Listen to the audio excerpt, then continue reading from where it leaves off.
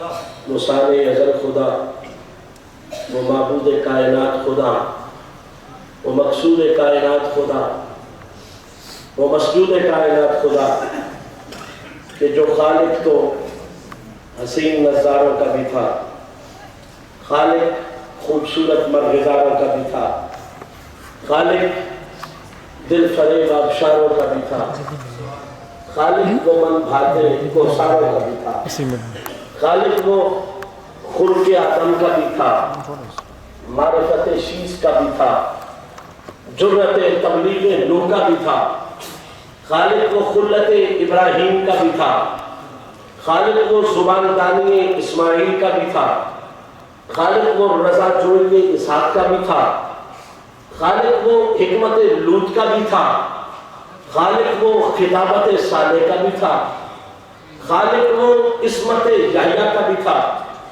خالق وہ زہد زکریا کا بھی تھا، خالق وہ رفعت عیسیٰ کا بھی تھا، خالق وہ صفت جہاد یوشع بن نون کا بھی تھا، خالق وہ عظمت و شوکت سلیمان کا بھی تھا، خالق وہ لحن داؤد کا بھی تھا، خالق وہ حیوانوں کا بھی تھا، انسانوں کا بھی تھا، ہواؤں کا بھی تھا، فضاؤں کا بھی تھا، پرندوں کا بھی تھا، چرندوں کا بھی تھا، ساری انسانیت کا بھی تھا، ساری کائنات کا بھی خالق وہ تھا۔ لیکن بڑی محبت سے یہ جملہ محبت آپ کی نظر کروں گا کہ خالق وہ ساری کائنات کا تھا، خالق وہ ساری کائنات کا تھا، خالق وہ ساری کائنات کا تھا، لیکن جب اس خالق سے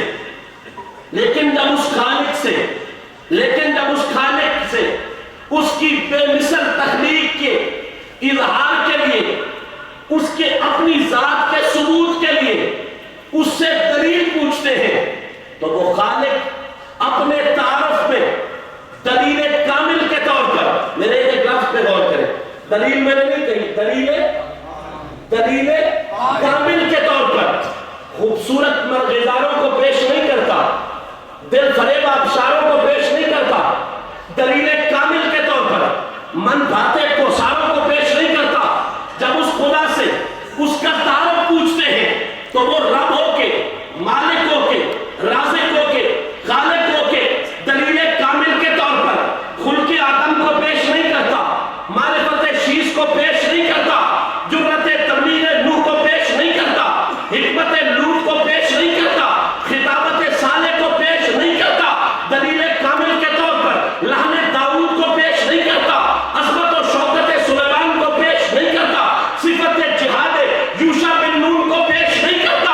جب اس خدا سے اس کا تعارف پوچھتے ہیں تو دلیل کامل کے طور پر هو الذی ارسل رسولہ کہہ کے یا مصطفیٰ کی صورت کو پیش کرتا ہے یا مصطفیٰ کی سیرت کو پیش کرتا ہے۔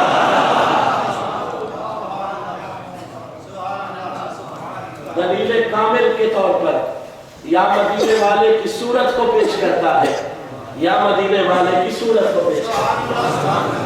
صاحبان ذوالوقار جو علم والے لوگ ہیں وہ مراد آباد کے شہنشاہ سید نعیم الدین مراد آبادی کو اچھی طرح جانتے ہیں۔ سید نعیم الدین مراد آبادی تشریف فرما ہے، اللہ کا ایک غلام آپ کی خدمت میں حاضر ہوا اور آ کے کہنے لگا صحیح ہم نے یہ آیت پڑھی ہے هو الذی ارسل رسولہ بالہدی، ہمیں اس آیت کی سمجھ نہیں آئی، اگر تو کریم ہے کرم کرے ہمیں اس آیت کی فہم عطا کر دے تو ہم تیرے ممنون احسان ٹھہریں گے۔ سید نعیم الدین مراد آبادی عام شخصیت نہیں ہے، علم کا بھی بادشاہ ہے، علم کا بھی بادشاہ ہے، تقوی کا بھی بادشاہ ہے، روحانیت کا بھی بادشاہ ہے اور بے مثل و بے مثال عزت و رفعت کا مالک ہے۔ فرمایا بیٹا کیا پوچھنا چاہتے ہو؟ حضور آپ کا مرید ہوں، آپ کا غلام ہوں، هو الذی ارسل رسولہ بالہدی پوچھنا چاہتا ہوں۔ فرمایا بیٹا یہ دور بیٹھ کے پوچھنے والی چیز نہیں، یہ قریب آ کے سمجھنا ہے۔ یہ صوفیاء کے طریقے ہوتے ہیں، انداز ہوتے ہیں، جو کہ صوفیاء کا ایک خوبصورت مجموعہ میرے پاس بیٹھا ہے تو انہی کی بات سے اپنی گفتگو کا آغاز کرنا چاہتا ہوں۔ سید نعیم الدین مراد آبادی فرماتے ہیں بیٹا یہ دور بیٹھ کے سننے والی بات نہیں ہے، یہ قریب آ کے سمجھنے والی بات ہے۔ اب غلام قریب آ گیا، جب جسے قریب کرتے ہیں نا تو سمجھو جسے قریب کرتے ہیں اسے بڑا خوش نصیب کرتے ہیں۔ یہ ان کا قرب ہی تو بڑی چیز ہوتا ہے، قریب کر دیا فرمایا بیٹا آپ پوچھ کیا پوچھتا ہے؟ تو صرف چند جملوں میں یہ حقیقت آپ کے خدمت میں مجھے شاید ایسا پڑھے ہیں آپ مجھے استقبال کرتے ہیں۔ نعرہ تکبیر، نعرہ رسالت، نعرہ حیدری، نعرہ غوثیہ، آستانہ عالیہ چورا شریف، دربار عالیہ چورا شریف۔ دل کی عطا گرانیوں سے خوش آمدید کہتا ہوں۔ تحقیق اخلاص و محبت، سفیر عشق رسول، فخر السادات حضرت پیر سعادت علی شاہ صاحب قدس اللہ علیہ زیب آستانہ عالیہ چورا شریف، آپ اسٹیج کی زینت بن رہے ہیں۔ میں دل کی عطا گرانیوں سے، انتظامیہ کی جانب سے، تمام عاشقان نبی مختار کی جانب سے قبلہ شاہ جی کو خوش آمدید کہتا ہوں۔ درود شریف پڑھ لیجیے سارے آپ، سب آپ درود شریف پڑھ لیجیے۔ سب بار نکلنا نمبر توڑ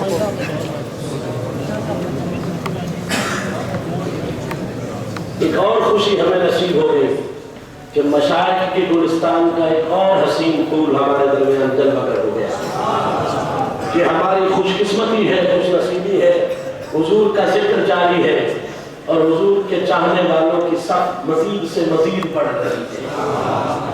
ہم سارے مدینے والے کے ذکر کے لیے آئے ہیں، حضور کی تعریف کے لیے آئے ہیں، توصیف کے لیے آئے ہیں، اور سچ پوچھو ہم سب کا اصلی تعارف یہ نہیں ہے کہ ہم کسی کے ڈیرے سے تعلق رکھتے ہیں یا کسی دربار سے تعلق رکھتے ہیں۔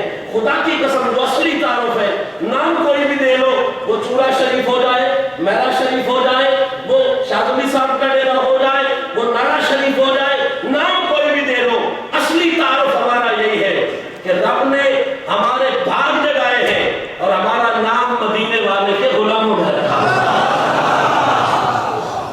اصلی تعارف یہی ہماری تعریف ہے اور یہی ہمارا تعارف ہے، اور دعا کیجئے خدا کی قسم یہ تعارف ہمارا قائم رہے۔ اسی تعارف سے جیئے اور اسی تعارف پہ رب مرنے کی توفیق دے اور اسی تعارف پہ پھر قیامت والے دن رب کریم جینے کی توفیق دے۔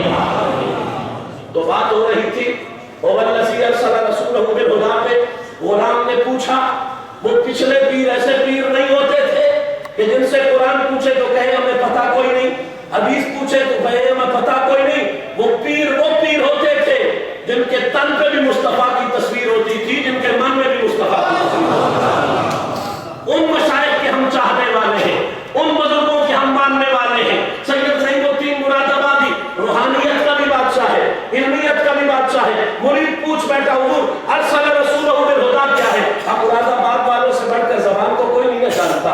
اردو کے شہنشاہ ہیں اور لفاظی اور خطابت ان پہ ختم ہے، علمیت ان پہ ختم ہے۔ قریب کیا، ہاتھ بھی اس پہ رکھا اور کتابت کے رنگ میں، علمیت کے رنگ میں خوبصورت لفظوں کا مجموعہ بنا کر اسے مسئلہ سمجھانے لگے۔ فرمایا بیٹا کیا پوچھتا ہے؟ حضور پوچھتا ہوں هو الذی ارسل رسولہ بالہدیٰ کیا ہے؟ فرمایا بیٹا پہلی بات سنو کہ فنکار وہ ہوتا ہے جو اپنے فن کو پیش کرتا ہے۔ تو تھوڑا سا حیران ہو کے بیٹھ گیا کہ میں نے کیا پوچھا تھا اور یہ کیا ارشاد فرما رہے ہیں، اور سادہ کر دیا۔ تو میں بیٹا فنکار وہ ہوتا ہے جو کائنات کو جو لوگوں کے سامنے فن اپنے کو پیش کرتا ہے۔ سادہ کر دوں، مقرر وہ ہوتا ہے جو تقریر کو لوگوں کے سامنے پیش کرتا ہے۔ گھر کے اندر اگر کوئی تقریر کرتا بھی رہے تو اسے مقرر کوئی نہیں کہتے، اگر اندر حجرے میں کوئی کرتا بھی رہے تو اسے مقرر کوئی نہیں کہتے۔ اس نے کہا حضرت سمجھ نہیں آئی، فرمایا اس بات کو جتنا کھول لے تمہیں سمجھ آ جائے گی۔ حضور کیا مطلب؟ فرمایا بیٹا فنکار وہ ہوتا ہے جو فن کو پیش کرتا ہے، مقرر وہ ہوتا ہے جو تقریر کو پیش کرتا ہے، مدرس وہ ہوتا ہے جو تدریس کو پیش کرتا ہے، محرر وہی ہوتا ہے جو تحریر کو پیش کرتا ہے، مفکر وہی ہوتا ہے جو تفکیر کو پیش کرتا ہے۔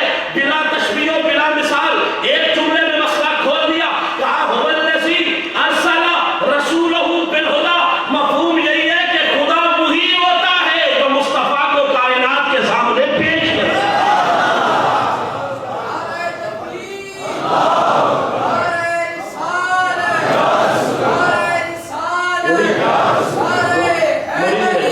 مرید نے مسئلہ سنا، سمجھا، جانا کہ رحمت کی گھڑی قریب ہے اور قریب ہو گیا۔ کہنے لگا صحیح سمجھ تو آئی لیکن اگر کچھ اور سمجھا دے تو تیری بڑی مہربانی ہے۔ کچھ اور واضح کر دے تو تیرا بڑا کرم ہوگا، تیرے کرم میں تو کمی کوئی نہیں۔ اور قریب کیا، پھر نظر ڈالی، اندر بھی چونکہ مسئلہ لکھنا ہے نا اور باہر بھی سمجھانا ہے، پھر قریب کیا، فرمایا بیٹا اور پوچھنا چاہتا ہے حضور، اور پوچھنا چاہتا ہوں، اور اسی مقام پہ پوچھنا چاہتا ہوں کہ ارسل رسولہ بالہدیٰ ہے کیا؟ فرمایا بیٹا اور پوچھنا ہے تو پھر دوسری بات اسی مقام کی سنو۔ حضور ارشاد فرمایا بیٹا دوسری بات یہ ہے کہ تعریف فن کی کرو نا تو راضی فنکار ہو جاتا ہے، تعریف فن کی کرو تو راضی۔ بڑا سادہ جملہ ہے لیکن بہت بڑا جملہ ہے، تعریف فن کی کرو تو راضی۔ ایک مقرر تقریر کرتا ہے، آپ اس کی تقریر کی تعریف کر دو تو اس کی تعریف کرنے کی ضرورت ہی نہیں، وہ خود بخود راضی ہو جاتا ہے کہ اس نے میرے فن کی تعریف کر دی۔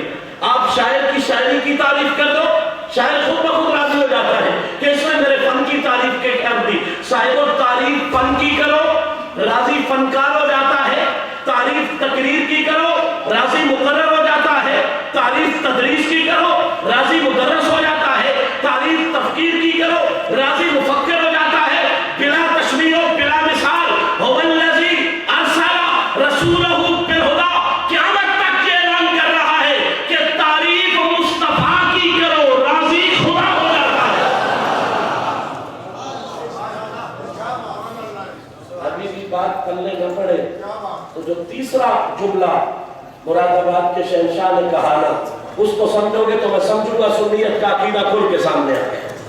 مرید اور قریب ہوا، حضور اور کرم کیجئے اور مہربانی کیجئے، حضور کی عزت کے لیے اور جملے ارشاد فرمائیے۔ اب ایسا جملہ ہے جو بڑا باغیرت جملہ ہے، اور باغیرت لوگوں کے لیے باغیرت جملے کہنے بھی چاہیے سننے بھی چاہیے۔ یہ مراد آباد کے شہنشاہ نے جو تیسرا جملہ کہا اس کو غیرت کے رنگ میں سنو۔ فرمایا بیٹا اب اگر اور سمجھنا ہے تو پھر یوں سمجھو کہ فنکار کی لاکھ تعریف کر لو، اگر اس کے فن کو دوسروں جیسا مانو نا تو فنکار راضی نہیں ہو سکتا۔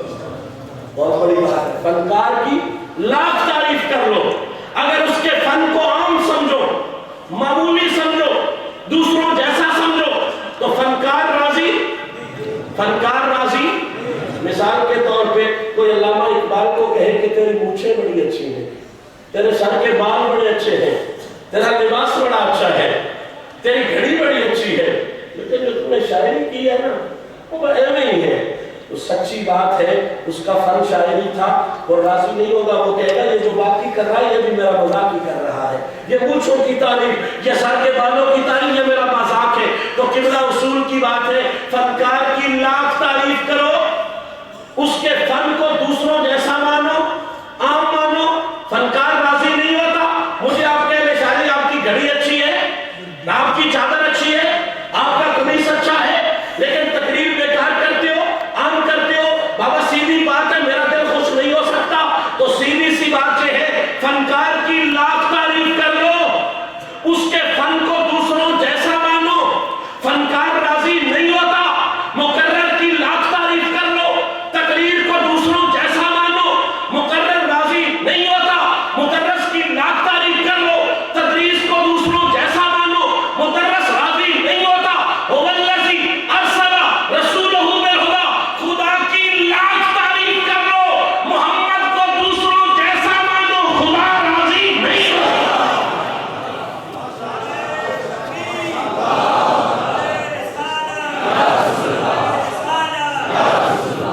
بس بات تو مکمل ہو گئی، مسئلہ تو کھل کے آ گیا کہ فنکار کو راضی کرنا ہو تو پھر اس کے فن کو بے مثل ماننا پڑے گا، اس کے فن کو بے مثل ماننا پڑے گا۔ مقرر کو راضی کرنا ہو، تقریر کو بے مثل ماننا پڑے گا۔ شاعر کو راضی کرنا ہو، شاعری کو بے مثل ماننا پڑے گا۔ مفکر کو راضی کرنا ہو، اس کی تفکیر کو بے مثل ماننا پڑے گا۔ قیامت تک کے لیے ارسل رسولہ بالہدیٰ یہ اعلان کر رہا ہے، لوگوں خدا کو راضی کرنا ہو تو مصطفیٰ کو بے مثل ماننا پڑے گا۔ جہت خطابت تو مکمل ہو گئی لیکن جہت معرفت مکمل نہیں ہوئی۔ میں نے مسجع مقفع الفاظ میں عقیدہ تو سامنے رکھ دیا لیکن معرفت کے دلائل پیش نہیں کیے۔ جہت معرفت تب مکمل ہوگی جب ہم قرآن و حدیث کی روشنی میں اس بات کو دیکھیں گے کہ واقعی مدینے والا اس کائنات میں بے مثل بھی بن کر آیا ہوا ہے اور بے مثال بھی بن کر آیا ہے۔ गुफ्तगू का आगाज करते हुए इस बात को पूरी जिम्मेदारी के साथ आगे चलाना चाहता हूँ कि तेरी भी एक जात है, मेरी भी एक जात है। हम सब की जात के दो हिस्से होते हैं। आपकी जात के भी दो हिस्से हैं, मेरी जात के भी दो हिस्से हैं। क्या क्या? एक हिस्सा है सूरत और एक हिस्सा है सूरत और एक हिस्सा है। हमारे दौर का मसला ये है, जिसकी सूरत अच्छी होती है उसकी सीरत अच्छी नहीं होती, और जिसकी सीरत अच्छी होती है बेचारा सूरत से मार खा जाता है। कायनात सदके जाए मदीने वाले की इज्जतों पे। रब्बे जुल जलाल ने अपने हबीब को सूरत दी है तो वो भी बेमिसाल अता की है, सीरत दी है तो वो भी बेमिसाल अता। और अपने पल्ले से बात नहीं करना चाहता। मदीने वाले की सीरत कैसे बेमिसाल, तशरीह में नहीं जाता, तफसील में नहीं जाता, इशारा करके बात को आगे ले जाना चाहता हूँ। अम्मी आयशा सिद्दीका तय्यबा ताहिरा रज़ियल्लाहु ताला अन्हा, जिनका तारुफ करवाने के लिए मेरे लिए ये जरूरी नहीं है कि सयूती क्या लिखता है या अस्माउल रिजाल वाले क्या लिखते हैं या ताबील वाले क्या कहते हैं या जरा वाले क्या कहते हैं। अम्मी आयशा के लिए ये जुमला काफी है समझने वालों के लिए। या निसा अन्नबी लस्तुन्ना काहदिम मिनन निसा, ऐ नबी की बीवियों कायनात की हर तरह इज्जत वाली हो सकती है लेकिन तुम्हारी मिसल नहीं हो सकती। लेकिन तुम्हारी मिसल, अल्लाह का ऐलान है कायनात की कोई औरत नबी की बीवियों की मिसल हो सकती। तो बाबा मैं आगे तो नहीं ले जाता, इतना इशारा करूंगा कि ये रब का फैसला है, चूड़ा शरीफ का फैसला नहीं है, मेरा शरीफ का फैसला नहीं है, श्याम शरीफ का फैसला नहीं है, कि अल्लाह कहता है कि नबी की बीवियों की मिसाल कायनात में कोई औरत हो सकती। नबी की बीवियों की मिसाल कायनात की कोई औरत हो सकती। तो इतनी बात तो खुद भी समझ लो कि जिसकी बीवी की मिसाल कोई नहीं हो सकता, उसकी जात की मिसाल कोई कैसे हो सकता। सय्यदा आयशा सिद्दीका तय्यबा ताहिरा रज़ियल्लाहु ताला अन्हा से पूछा गया, अम्मी आयशा बताइए मेरे मुस्तफा की सीरत कैसी थी, मेरे मुस्तफा कैसे चलते थे, हुजूर कैसे बोलते थे, हुजूर की अखलाक कैसे थे। सवाल बहुत से थे। अम्मी आयशा ने बलागत की पूरी मेराज पर पहुंचते हुए जुमला एक इरशाद फरमाया, सारे सवालों के जवाब अता फरमा दिए। पूछने वालों ने पूछा कि अम्मी आयशा बताइए हुजूर की गुफ्तार कैसी थी, रफ्तार कैसी थी, चलते कैसे थे, बैठते कैसे थे, हुजूर की अखलाक कैसे थे। अम्मी आयशा ने एक ही जुमला इरशाद फरमाया, मसला हल कर दिया। फरमाया सुनो कान खुलुकुहुल कुरान, ऐ पूछने वालों अगर नबी की गुफ्तार को देखना हो तो रब के कुरान को देख लिया, नबी की रफ्तार को देखना हो तो कुरान को देख लिया करो, नबी की रफ्तार को देखना हो तो कुरान को देख लिया करो, नबी की इज्जत देखनी हो तो कुरान को देख लिया करो, नबी की असमत देखनी हो तो कुरान को देख लिया करो, नबी की रिफत देखनी हो तो कुरान को देख लिया करो। अम्मी ने तो फैसला ही कर दिया, फरमाया काना खुलुकुहुल कुरान, एक तरफ कुरान रख लो, एक तरफ मुस्तफा की सीरत रख लो। जो जो कुरान की आयत नजर आएगी वो मोहम्मद की आदत नजर आएगी। अम्मी आयशा ने फैसला कर दिया कि हुजूर की सीरत कुरान है, हुजूर की सीरत, हुजूर की सीरत। अब आप मुझे बताइए कुरान में मिसाल है कोई? किसी को शक है? आप माने या ना माने, मैं मानूं या ना मानूं, कुरान ने खुद ऐलान कर दिया कुल इन इज्तमाअतिल इंसु वल जिन्नु अला अन यातू बिमिस्लि हाज़िल कुरान ला यातूना बिमिस्लिही ला यातूना बिमिस्लिही ला यातूना बिमिस्लिही। ऐ इंसानों और ऐ जिन्नों तुम मिलकर बड़ा कुछ कर सकते हो, लेकिन याद रखो ला यातूना बिमिस्लिही, कुरान का एक लफ्ज तो दरकिनार एक हर्फ की मिसाल भी नहीं बना सकते। फैसला तो हो गया ना, नबी पाक की सीरत कुरान है और कुरान बेमिसाल है। तो रिजल्ट क्या निकलेगा? हुजूर की सीरत भी बेमिसाल, हुजूर की सीरत भी बेमिसाल। मेरा मसला यहीं पर नहीं मुकम्मल होता कि मैं सिर्फ सीरत का जुमला कह जाऊं, हुजूर की सीरत बेमिसाल। मेरा मसला इससे आगे जाएगा, क्योंकि हुजूर की जात के भी आपको समझाने के लिए मैंने दो हिस्सों के हवाले से अर्ज किया कि एक सीरत और एक सूरत। सीरत का मसला समझ में आ गया कि हुजूर की सीरत में, क्योंकि सय्यदा आयशा ने क्या फरमाया कि हुजूर की सीरत कुरान के मुताबिक है। जो हुजूर की आदत है वो कुरान की आयत नजर आती है, और जो कुरान की आयत है वही हुजूर की आदत नजर आती है।